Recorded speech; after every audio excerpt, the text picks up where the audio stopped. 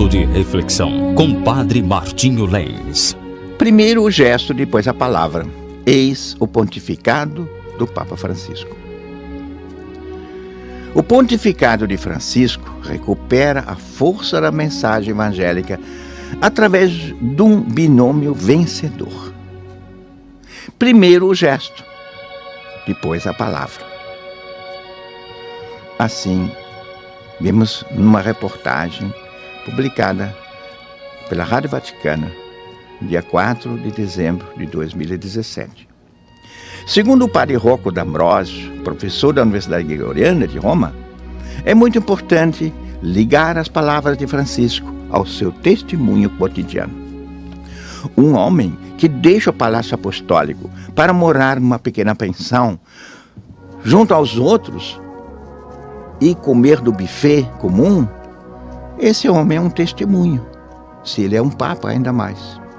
Como é lindo esse testemunho também que o Papa deu na ilha de Lesbos, na Grécia, onde o patriarca Bartolomeu e os bispos católico e ortodoxo estavam presentes.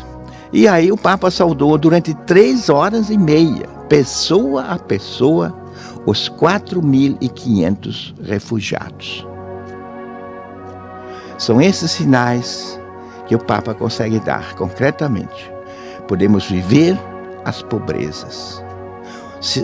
Os pequenos sinais constroem, então, as grandes escolhas desse pontificado.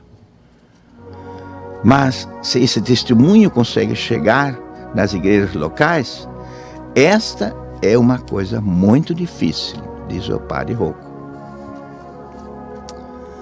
O padre D'Ambrosio lançou recentemente um livro, disponível também em português, que analisa esse modelo de igreja proposto pelo Papa Francisco, através de uma análise institucional. O livro se chama Francisco Vai Conseguir? O Desafio da Reforma da Igreja. A obra estuda os movimentos atuais para tentar entender se a reforma do pontificado terá ou não sucesso. O Papa Francisco é reconhecido não somente dentro da igreja, mas consegue falar inclusive para fora dela.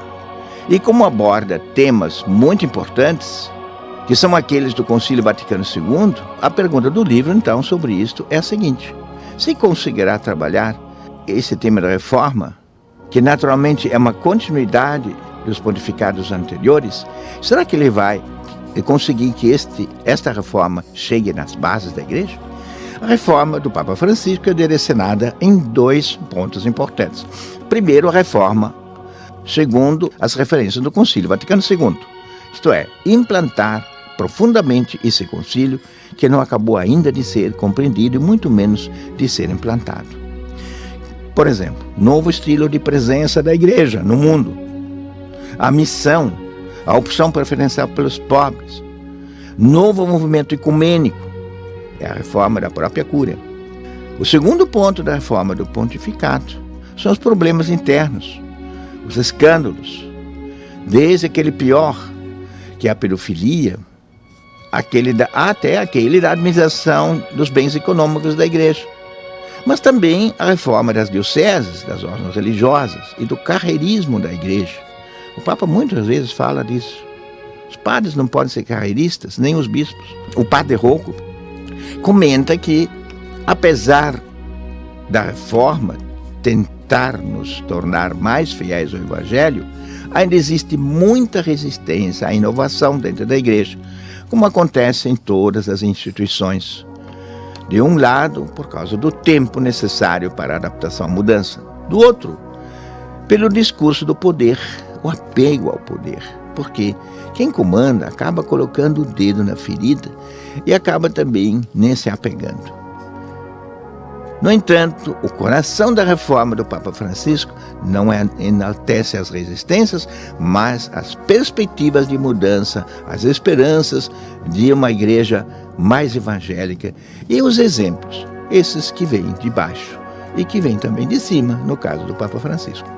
Pense nisso, enquanto aprendemos do Papa, que antes de querer ensinar e avaliar os outros, procuremos nós mesmos praticar o que pretendemos ensinar.